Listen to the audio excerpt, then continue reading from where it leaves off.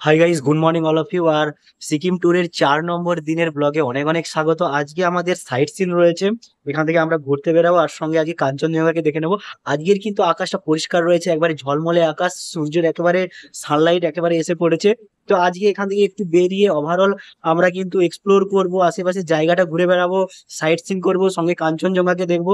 তো আজকে সঙ্গে থাকো, আজকে দেখতেও থাকো আজকে পেলিং এর ট্যুরে। Let's start. তো গাইস, আমরা যে জায়গাটাতে দাঁড়িয়ে আছি মানে ওভারঅল এই লোয়ার পেলিং এর এই জায়গা থেকে কাঞ্চনজঙ্ঘাটাকে দেখা যাচ্ছে তোমাদেরকে। এবার কাঞ্চনজঙ্ঘাটাকে দেখাচ্ছি, কত সুন্দর লাগছে আজকে কাঞ্চনজঙ্ঘাটা।